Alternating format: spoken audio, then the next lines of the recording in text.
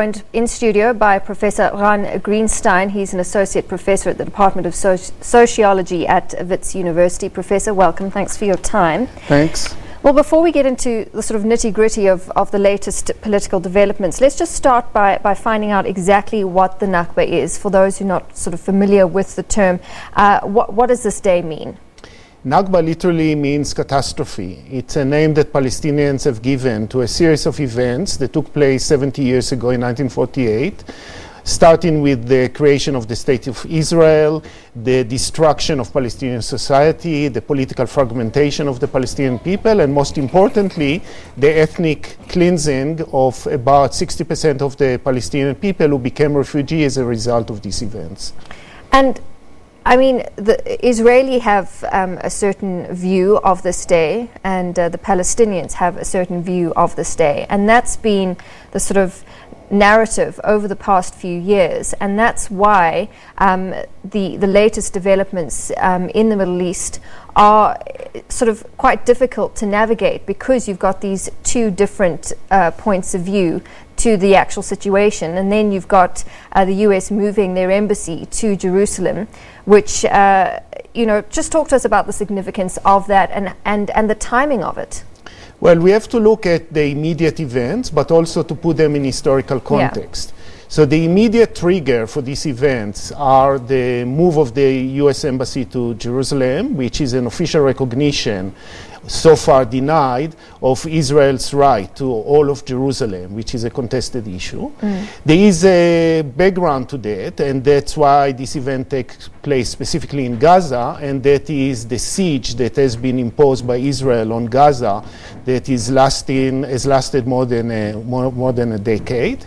And there are even more historical events in the background, the occupation that started in 1967, and of course the Nakba itself, which is a 70-year-old, not a single event, but a process that is still affecting most people in the situation, especially in Gaza, where 70% of the population are descendants of the original refugees of 1948.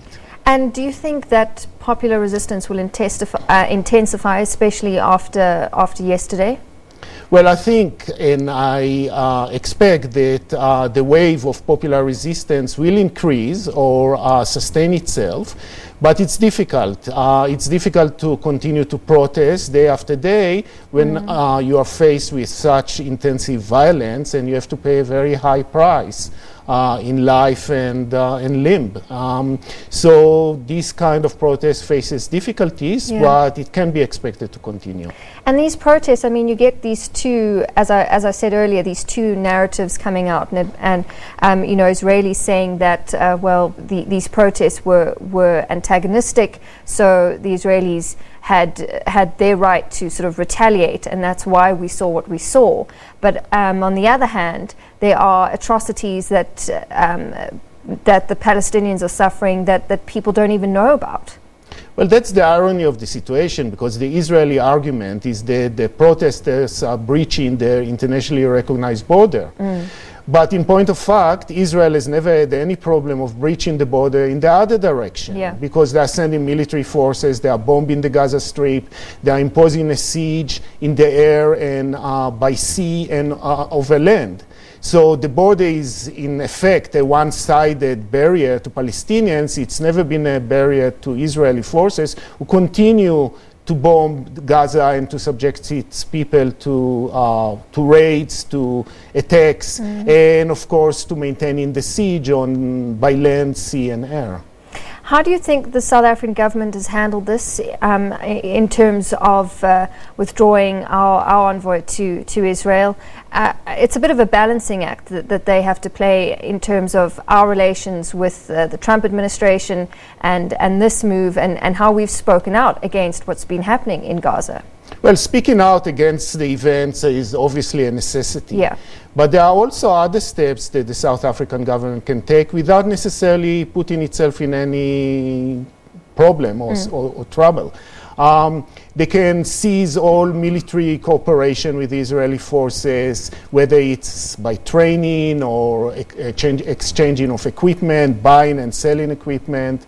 They can impose a ban on products that come from the occupied territories manufactured by Israeli settlers and companies. And they can work together, and I think that's the most important thing. South Africa is not an isolated country. It's member of the African Union, of the BRIC set of countries, of the non-allied nations, and it can take steps together with members of these organizations. And finally, Prof, there's the argument that by us withdrawing, we're keeping ourselves away from helping negotiate any reforms for the Middle East in the future, and the argument that we've got a big Jewish population here that contributes significantly to the country. So how do we not sideline them? And do you think that argument that if we withdraw, we're keeping ourselves away from any reforms is sort of a bit naive? Well, the thing is that no one is calling for total withdrawal, but actually for active engagement. Okay. And protesting, issuing statements, even taking the ambassador back. These are active steps that are in line of further engagement rather than withdrawal. So South Africa can do things by setting an example, by talking to people, by training them in nonviolent resistance, by offering to teach from our own experience. Yeah. And that shouldn't alienate the Jewish community. These are steps that are taken in order to assist Palestinians in a situation of intense political repression and social marginalization. There is nothing in these steps that needs to offend Jews, whether in South Africa or elsewhere. It's not directed against the Jewish community. Yeah. It steps against an oppressive regime that is based thousands of miles away. Prof, thank you very much for your time. Unfortunately, we have to leave it there, but I mean, we could talk about this for hours. Prof. Ran Greenstein, he's an associate professor in the Department of Sociology at Wits University. Thanks very much. Thank you.